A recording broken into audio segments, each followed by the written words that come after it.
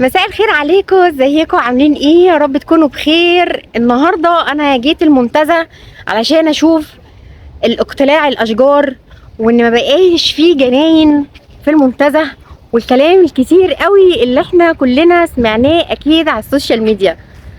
فجيت اشوف بقى التطوير اللي شال كل الاشجار ديت، وما بقاش يعني المنتزه فيه اشجار خالص، لا جديده ولا قديمه زي ما انتم شايفين كده. الحقيقه ان انا ما كنتش عامله حسابي ان انا هصور الفيديو ده، لكن المنظر استفزني جدا ان انا اصوره لكم. فيلا بينا ناخد بقى جوله في المنتزه كلها ونشوف هو بعد التطوير بقى حلو ولا وحش. انا عارفه ان اذواق الناس بتختلف وكلنا عمرنا ما هنتفق على حاجه واحده، بس الحقيقه الكلام اللي اتقال على السوشيال ميديا كان مبالغ فيه جدا. إيه اشجار ايه اللي طلعت يا فندم؟ وايه اللي اتهد؟ ازاي يعني كل ده؟ فيلا بينا بقى اخدكم جوله في المنتزه. قبل ما انسى، التيكت انا جايه في يوم عادي مش ويك اند ولا حاجه، 25 جنيه زي السنه اللي فاتت. ويلا بينا نبتدي. من الحاجات بقى اللطيفه اللي حصلت انه بقى في باركنج كده، اول ما كانش موجود دوت. اول ما تخشوا متوفر فيه ايه بقى؟ عربيات جولف. فالناس مثلا اللي جايه من غير عربيات ما تقدرش تمشي او حاجه بيخشوا بيه. حتى لو حد جاي بعربيته فممكن يركن العربيه في الباركنج وياخد عربيه جولف. في عجل هنا للايجار يا جماعه، الساعه ب50. ده المكان اللي بتأجروا منه العجل. شو الجراج هنا لو العربيه داخله هتبقى 50 جنيه اليوم، شايفينها؟ شوف جوه الجراج شكله عامل ازاي عشان تبقوا ايه عارفين يعني. طبعا دي كلها حارات تؤدي الى الجراج. بصوا اهو ده المبنى بتاع الجراج. بصوا 4 ادوار. في تحت الارض.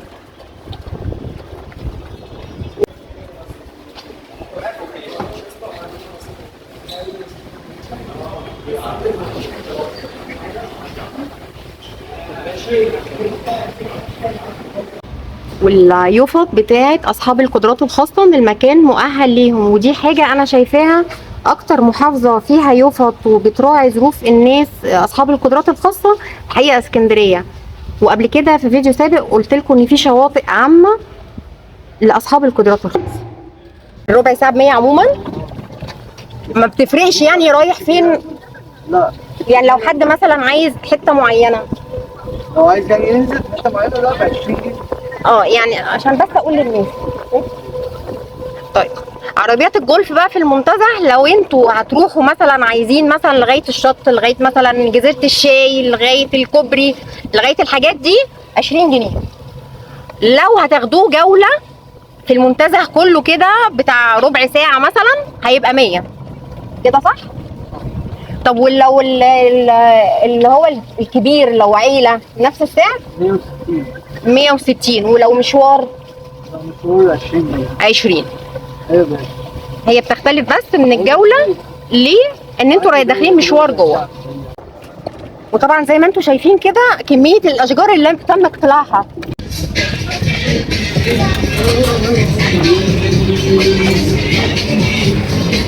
هي دي البحيرات صح؟ شكلها حلو جدا. طبعا بالليل بقى بيبقى فيه شغل اضاءات بقى عالي جدا. تبقى جامده قوي بالليل. ودي جي كمان بيبقوا حاطين هنا دي جي وقعدات اهيت. وطبعا ده انت هتخشوا تقعدوا كده زي الناس دي اهي مجانا يعني، مفيش فلوس الا لو هتشربوا حاجه بقى، هتاكلوا حاجه طبيعي يعني.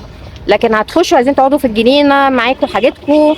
طبعا كلنا بدل المكان بقى حلو كده نحافظ على نظافته، نحافظ على نظافه بلدنا وعلى الاماكن الحلوه دي. بصوا المنظر عامل ازاي يا جماعه، منظر تحفه.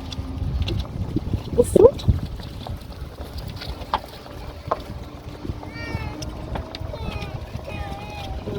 طبعا انتوا زي ما انتوا شايفين المكان معظمه عائلات، مكان بقى نظيف ومحترم. طبعا شايفين بقى انتوا كده الاناديل دي، اكيد طبعا بالليل بتبقى الاضاءه هنا خطيره ويبقى المنظر هنا تحفه. بصوا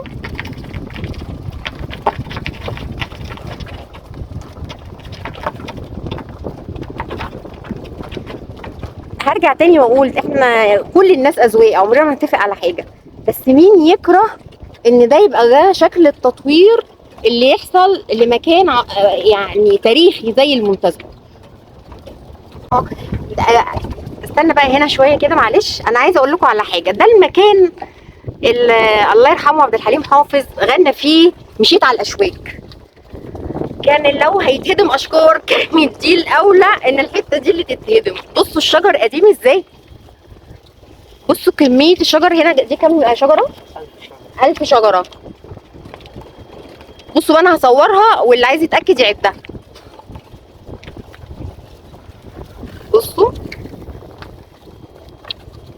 مفيش يا جماعه شجر اتشال. انا متاكده لو في شجر اتشال او زرع اتشال هتكون زرعه ميته تماما. بصوا الجمال كده، بصوا الجد.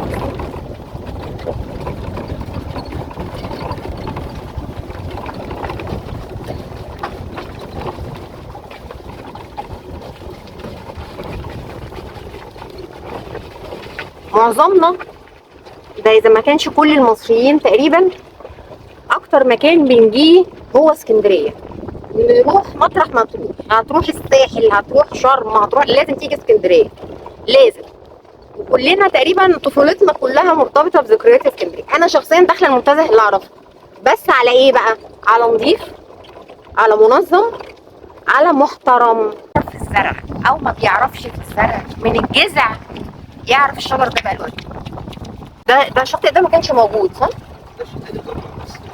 اه بكام بقى؟ اه 125 جنيه الشط، ترابيزه، كرسي، شمسيه. انا شخصيا كنت متضايقه ان احنا قعدنا فتره طويله من غير شواطئ في هنا اهو. بصوا بصوا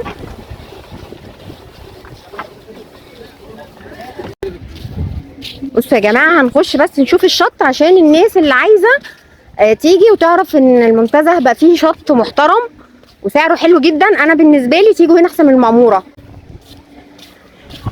اهو. وطبعا المكان فين هتخشوا بقى اي عربيه جولف تقول لهم ودوني الشط هتوديكوا، ما يعني مش هتوهوا. هو شط واحد جوه في المنتزه صح؟ مفيش شواطئ تانية هنا، مفيش شواطئ. مفيش اللي هو الشاطئ ده، هو جديد. 125 فرد، شمسيه، كراسي، ترابيزه، كرسي، ترابيزه. والحمامات مجانا في غرفه ملابس. غرفه ملابس كل حاجه بقى لوحدها يا جماعه، كل ده مجانا ما عدا بس الحاجات. بس طبعا لو هتشربوا حاجه هتاكلوا حاجه هيتحاسب عليها. ممنوع بقى دخول الاكل او الشرب او كده، مش قوي يعني، مش قوي يعني لو حد هيجيب ميه مش عارفه ايه عادي لكن مش طبيخ يعني. لا هم عايزين يقولوا لكم كده عشان نحافظ بس على. بصوا هم بيحافظوا على نظافه المكان اهو، بيلموا الزباله اهي. بصوا يا جماعه الميه هنا عامله ازاي. ايه بقول لك الايجارات بتاعت الحاجات دي فين؟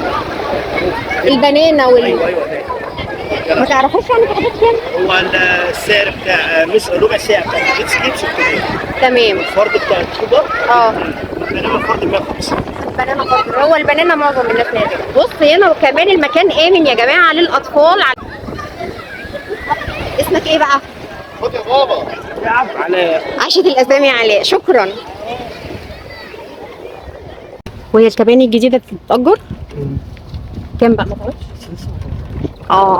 بصوا يا جماعه دي الكباني الجديده بس لسه ما خلصتش، فما فيهاش ايجارات لسه يعني، ما فيش اسعار نعرفها، بس اهي هتبقى على البحر، هيبقى موقعها تحفه.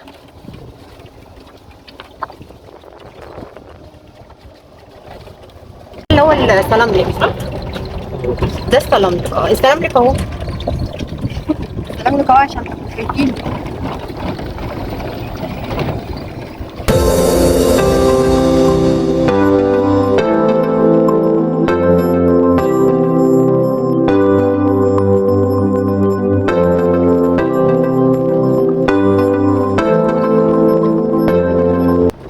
جزيرة الشاي. كشك الشاي، الاسم الصحيح بتاعه فعلا كشك الشاي. هو ايام الملك كان اسمه كشك الشاي. بيهربوا بقى. اه اه دي مغاره دي. ايه ده؟ موصلة بالقصر من جوه. اه بصوا يا جماعه، ده طبعا القصر، عشان بس اللي ما يعرفش شكله او مش من مصر وما يعرفش، اخواتنا العرب اللي بيتفرجوا، ده قصر المنتزه. بصوا بقى في هنا تحت، ثواني كده اوريها لكم. هو كان بيشاور لكم على المكان ده اهو. بص، ده الحته دي منفذه كانت على القصر كمخبأ يعني، او حاجه لما يكون في ظروف او حاجه يطلعوا منه على هنا. تحفه يا جماعه والله، تحفه. يا خبر بقى، انتوا سايبين الجمال ده بتتخانقوا على الساحل الطيب والساحل الشرير.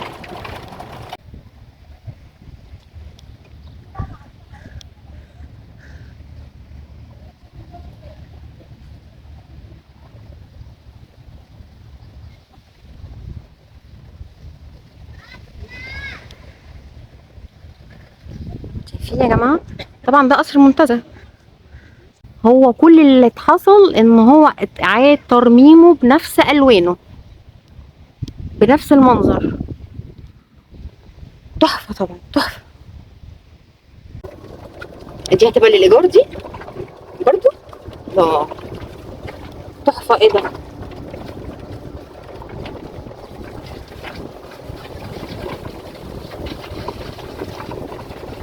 بصوا الموقع، بصوا الديكور عامل ازاي، ده كذا حاجه ورا بعض.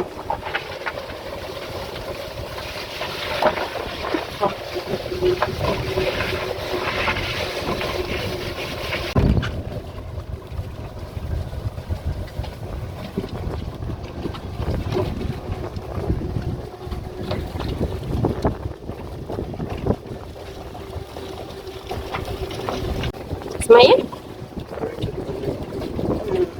دي تبع البارادايس بتاع المعموره.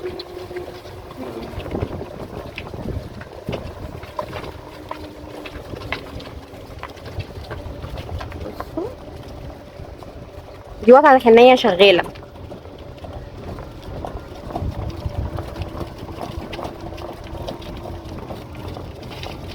جماعه المنتزه جامد جدا جدا جدا.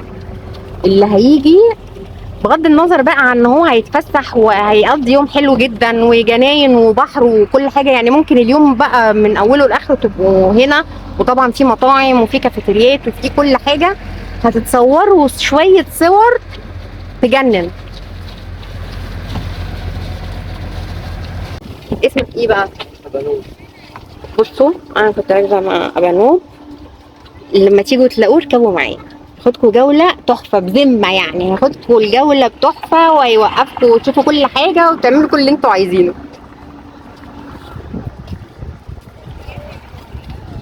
طبعا انتوا زي ما انتوا شايفين، مع ربنا يزيد ويبارك يعني. كبير. ده الطفطف الكبير. ده فندقين جداد بيتعملوا. والحقيقه ان المنتزه كان محتاج فنادق، انا كنت مستغربه ان مكان زي المنتزه ما فيهوش الا فندق فلسطين فعلا. بس كده تكون جولتنا خلصت في المنتزه، يا رب تكون عجبتكم وتشوفوا الحلاوه اللي زادت حلاوه وحلاوه، وتيجوا تعيشوا هنا وتقضي يوم كامل. واشوفكم الفيديو الجاي، والسلام عليكم.